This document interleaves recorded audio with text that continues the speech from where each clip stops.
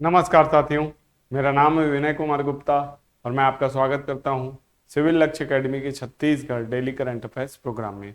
आइए शुरू करते हैं आज के शुभ विचार के साथ। काम करो ऐसा कि पहचान बन जाए, हर कदम ऐसा चलो कि निशान बन जाए। यहाँ जिंदगी तो हर कोई काट लेता है, जिंदगी जियो इस कदर कि मिसाल बन जाए। तो आइए शुरू करते हैं आज के पहले प्रश्न के साथ। गुजरात के मोढेरा के तर्ज पर छत्तीसगढ़ के कितने सोलर विलेज बनाए जाएंगे?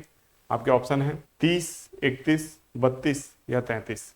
तो इसका सही जवाब है 33। 33 जिले बनाए जाएंगे, यानी 33 विलेज बनाए जाएंगे, सॉरी, है ना। तो ये याद रखना है। मोढेरा, मोढेरा किस लिए प्रसिद्ध है आपको याद रखना है। यहाँ गुजरात में है और यहाँ सूर्य मंदिर भी है, सूर्य मंदिर, ठीक है। ऑब्वियस सी बात है, यहाँ पे भी क्या बनाया गया है, सोलर विलेज बनाया गया है, ठीक है, सोलर विलेज बनाया गया है। और उसी की तर्ज पर अब छत्तीसगढ़ में सोलर विलेज बनाए जा रहे हैं। कितने बनाए जाएंगे? 33 बनाए जाएंगे, ठीक है। और ये 33 सोलर विलेज जो बनाए जाएंगे, ये प्रत्येक जिले में बनाए जाएंगे एक एक, इसलिए इसकी संख्या करीब 33 है। यहाँ पे ये जिलेवार पूरे स्थानों की लिस्ट यहाँ पे दी हुई है, ठीक है। और यहाँ पे स्पष्ट बताया गया है कि गुजरात के मोढेरा गांव के तर्ज पर ही प्रदेश में 33 विलेज होंगे, ठीक है। और सरकार के प्रधानमंत्री सूर्य घर मुफ्त बिजली योजना के घटक मॉडल सोलर विलेज को छत्तीसगढ़ में भी मंजूरी मिल गई है, ये याद रखना है आपको, ठीक है। इसलिए गुजरात के मोढेरा गांव की तर्ज पर अब छत्तीसगढ़ में 33 सोलर विलेज विकसित किए जाएंगे। 33 जिलों में एक एक गांव को चुन लिया गया है और वहां पे 33 करोड़ रुपए की स्वीकृति भी दी गई है, ठीक है। और इसकी जो नोडल एजेंसी होगी वो कौन होगी? छत्तीसगढ़ राज्य अक्षय ऊर्जा विकास अभिकरण, ठीक है। इसके जो सीईओ हैं अभी वर्तमान में राजेश सिंह हैं, ठीक है। तो इनके बारे में आपको याद रखना है, ठीक है। और आज देखो साथियों, क्वेश्चन थोड़े कम हैं, छत्तीसगढ़ के केवल 2 ही क्वेश्चन मैं बना पाया हूँ और इसके अलावा जो बाकी क्वेश्चन हैं वो हमारे राष्ट्रीय करंट अफेयर्स से हैं, ठीक है। तो मैनेज करना है, ठीक। आगे चलते हैं। छत्तीसगढ़ के किस जिले का नाम छत्तीसगढ़ के किस जिले का नाम गुरु घासीदास के नाम पर करने की तैयारी चल रही है, ठीक है। तो गुरु घासीदास जी के नाम पर जिले को बनाए जाने की तैयारी चल रही है। आपके ऑप्शन है बालोद, रायपुर, बलौदाबाजार या दुर्ग। तो इसका सही जवाब है बलौदाबाजार, ठीक है। बलौदाबाजार जो है, यहाँ पे देख सकते हैं आप, कलेक्टर बलौदाबाजार भाटापारा का जो लेटर है, ये अनुभागीय अधिकारी राजस्व हैं। जितने भी राजस्व अधिकारी हैं, अनुभागीय अधिकारी राजस्व, यानी अगर एसडीएम आप पीएससी से सेलेक्ट होकर बनेंगे, मतलब डिप्टी कलेक्टर बनेंगे, तो आप ये सारे पद धारण करेंगे। तो कलेक्टर ने इनसे पूछा है, ठीक है। और जिला बलौदाबाजार नाम बदलकर संत शिरोमणि गुरु घासीदास जी के नाम पर जिला गुरु घासीदास धाम नामकरण एवं राष्ट्रीय तीर्थ स्थल घोषित करने के संबंध में, ठीक है, ये लेटर लिखा है। अब उनका जो दृष्टिकोण है अभिमत, ठीक है, अविलंब इस कार्यालय को उपस्थित कराना है, तो उनका अभिमत मांगा गया है। और जैसे ही वो अभिमत दे देंगे तो ये जो जिला है इसके नाम को बदलने की कवायद शुरू हो जाएगी। अब आपका क्या विचार है कि किसी जिले का नाम बदलना चाहिए या नहीं बदलना चाहिए? जैसे कि संत शिरोमणि गुरु घासीदास जी के नाम पे कौन सा जिला हो जाएगा? बलौदाबाजार। तो कल को हर जिले के किसी न किसी महापुरुष, किसी न किसी संत, किसी न किसी राजा के नाम पर उस जिले को बनाने की कोशिशें शुरू हो जाएंगी। छत्तीसगढ़ में बहुत से ऐसे जिले हैं, जैसे कि हमारा ही जिला है, यहाँ पे रामानुज प्रताप सिंह देव हुआ करते थे, है ना, कुरिया रियासत के राजा थे। तो बहुत सारी जगह का नाम जैसे कि रामानुज प्रताप सिंह देव जी के नाम पे रखा गया है। आप जानते होंगे रामानुज जी प्रताप सिंह देव जी को वो किस खेल के खिलाड़ी थे? क्रिकेट के खिलाड़ी थे, है ना। और उन्होंने ही सबसे पहले पीडीएस टाइप की योजना शुरू की थी, जो पीडीएस जो है ना, सार्वजनिक वितरण प्रणाली, है ना। तो मुफ्त में अनाज देने की योजना भी उन्होंने शुरू की थी। तो बहुत से कामों के लिए उनको याद रखा जाता है। उनके पुत्र थे श्री रामचंद्र सिंह देव, जो कि छत्तीसगढ़ के पहले वित्त मंत्री भी बने। बहुत बार यहाँ से विधायक चुने गए, कभी कोई चुनाव नहीं हारा। नेक्स्ट क्वेश्चन है, हाल ही में भारतीय नौसेना और किसने विक्रम मिसाइल का सफल परीक्षण किया है ना। VLSRSAM मिसाइल का सफल परीक्षण किसने किया है? इसरो, डीआरडीओ, नासा या जैक्सा? तो इसका सही जवाब क्या होना चाहिए? डीआरडीओ ही होना चाहिए। 36 यानी भारत में जो भी मिसाइल कार्यक्रम जो है उसको संचालित करता है, विकसित करता है, वो कौन करता है? डीआरडीओ करता है। ठीक है, यहाँ पे आप देख सकते हैं डीआरडीओ और ये मिसाइल है ना। भारत की रक्षा क्षमताओं को बढ़ावा देते हुए रक्षा अनुसंधान एवं विकास संगठन और भारतीय नौसेना के बुधवार को ओडिशा के चांदीपुर स्थित एकीकृत परीक्षण रेंज से स्वदेशी रूप से विकसित वर्टिकल लॉन्च्ड और short range surface to air missile का सफलतापूर्वक परीक्षण किया गया। ठीक है, तो ये मिसाइल है, इसका सफलतापूर्वक परीक्षण कर लिया गया है। ठीक है, तो ये क्वेश्चन है।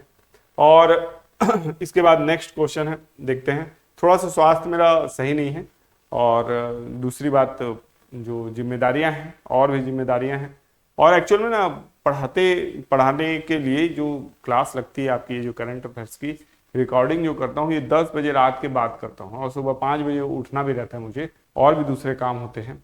ठीक है, तो एक एनर्जी जो है वो डाउन हो जाती है, इसीलिए मैं कई बार ना थोड़ा सा ज़्यादा बोलने का प्रयास करता हूँ, इधर उधर की चीज़ें बता देता हूँ। कारण ये है ताकि मेरी एनर्जी जो है वो बनी रहे और मैं ज़्यादा अच्छे से हंसमुख तरीके से आपके सामने अपनी बातें रख सकूँ। ठीक है, आगे बढ़ते हैं नेक्स्ट क्वेश्चन की ओर। काला सागर में रूस और यूक्रेन के बीच नौसैनिक संघर्ष विराम पर किस देश की मध्यस्थता में समझौता हुआ है? ठीक है, चाइना, अमेरिका, तुर्की या इंडिया? ठीक है, तो इसकी जो मध्यस्थता की है वो किसने की है? अमेरिका ने। अमेरिका मध्यस्थता करने के लिए हमेशा उतावला रहता है, यानी जो कि अभी राष्ट्रपति हैं यहाँ के डोनाल्ड ट्रंप ने कई बार कश्मीर मसले पे भी मध्यस्थता करने की पेशकश की है। ठीक है, उसके अलावा कश्मीर मसले को छोड़ के और दूसरी जो बात है, जब भारत और चीन का विवाद हुआ था, ठीक है, गलवान घाटी इंसिडेंस हुआ था, तो उस समय बहुत टकराव की स्थिति थी। उस समय भी राष्ट्रपति अमेरिका के कौन थे? Donald Trump.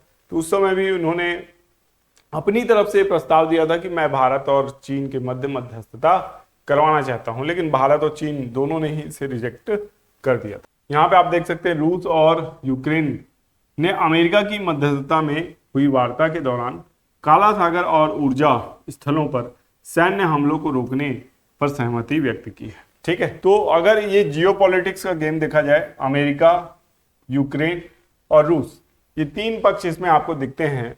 अमेरिका वही देश है जिसके कारण ये युद्ध एक्चुअल में शुरू हुआ था। ना ही यूक्रेन को नाटो में जोड़ने की बात अमेरिका करता, ना ही ये सारा युद्ध और ये फसाद शुरू होता।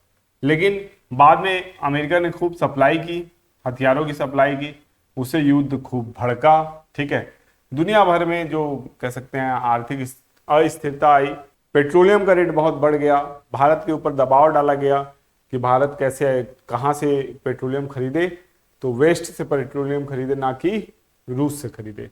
लेकिन भारत ने क्या किया? रूस से खूब पेट्रोलियम खरीदा, उससे पेट्रोल डीजल बनाया और यूरोप को ही सस्ते रेट में बेचा। भारत बहुत ज़्यादा लाभार्थी रहा इस पूरे दौर में। ठीक है, और इसलिए हमारी इकोनॉमी में इसका ज़्यादा बुरा इम्पैक्ट नहीं पड़ा। ठीक है, तो इसको याद रखना है। ठीक है, और अब यही अमेरिका है जहाँ पे पॉलिटिकल रिजीम चेंज हो गई है, और पॉलिटिकल रिजीम चेंज होने के बाद अमेरिका ही इस युद्ध को समाप्त करने का बहुत ज़्यादा समर्थक हो चुका है, और लगातार कोशिशें डोनाल्ड ट्रंप की ओर से हो रही हैं कि रूस यूक्रेन जो विवाद है जल्द से जल्द समाप्त हो जाए और दुनिया स्थिरता की ओर अब बढ़े, और जो भी अमेरिका के जो एक्सपेंसेस हैं वो भी धीरे धीरे कम। हाल ही में यूनेस्को और किस राज्य के बीच शिक्षा सुधारों के लिए एक समझौता ज्ञापन पर हस्ताक्षर किए गए हैं? ठीक है, तो इसका सही जवाब है ऑप्शन डी, हिमाचल प्रदेश। ठीक है, हिमाचल प्रदेश में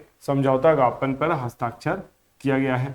ठीक है, और ये विद्यार्थियों को 21वीं सदी के कौशल से लैस करने के लिए यूनेस्को के साथ एक उच्च स्तरीय समझौता ज्ञापन पर हस्ताक्षर हुआ है। ठीक है, पर क्या हुआ है? हस्ताक्षर हुआ है, ये आपको याद रखना।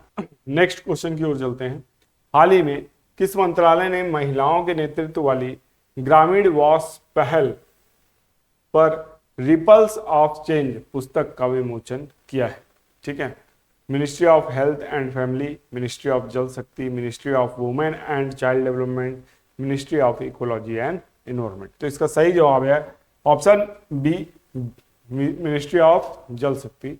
मिनिस्ट्री ऑफ जल शक्ति है ना, जो है उसने क्या किया है, ripples of change, gender transformative rule या rural wash programmes in India पुस्तक का विमोचन किया है। ठीक है, इसको याद रखना है।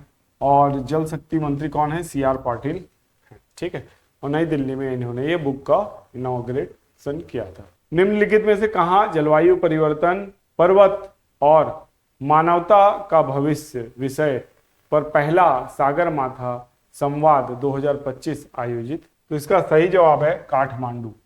जलवायु परिवर्तन, पर्वत और मानवता का भविष्य विषय पर पहला सागरमाथा संवाद 2025 नेपाल के काठमांडू में आयोजित किया जाएगा, जो 16 मई से 18 मई तक चलेगा। ठीक है, स्थान कहाँ होगा, काठमांडू नेपाल, 16 से 18 मई तक चलेगा। विषय क्या होगा, जलवायु परिवर्तन, पर्वत, मानवता का भविष्य। ठीक है, तो ये बहुत इंपॉर्टेंट न्यूज़ है और इसको आपको पढ़ना है। और ये क्या है ना कि अभी हुआ नहीं है, तो मई के महीने में होना है। ठीक है, अब ये आपका अंतिम जो प्रश्न है, ये होमवर्क प्रश्न भी है आपका। नामिस यानी नाग एंटी टैंक मिसाइल सिस्टम किस संगठन द्वारा विकसित किया गया है? आपके ऑप्शन है इसरो, BEL, DRDO या HAL।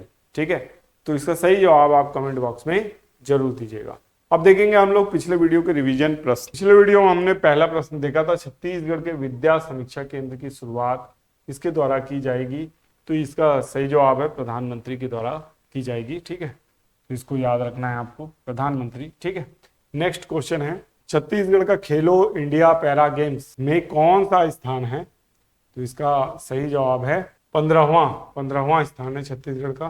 ठीक है, और कुल 6 पदक जीते, जिसमें 2 स्वर्ण, 3 रजत और 1 कांस्य पदक जीता छत्तीसगढ़ ने। प्रधानमंत्री नरेंद्र मोदी ने छत्तीसगढ़ के कितने जिलों में PM श्री स्कूलों का समर्पण किया है? तो इसका सही जवाब है 29 स्कूलों का। ठीक है, और दुर्ग से बिलासपुर तक कौन सी रेल लाइन बिछाई जाएगी? चौथी रेलवे लाइन बिछाई जाएगी। मुख्यमंत्री तीर्थ दर्शन योजना कहां से शुरू की गई है? तो इसका सही जवाब है रायपुर से शुरू की गई है। हाल ही में किस देश में 7.7 तीव्रता का भूकंप आया है? तो इसका सही जवाब है म्यांमार में आया है। The great conciliator Lal Bahadur Shastri and the transformation of India नामक पुस्तक के लेखक कौन है?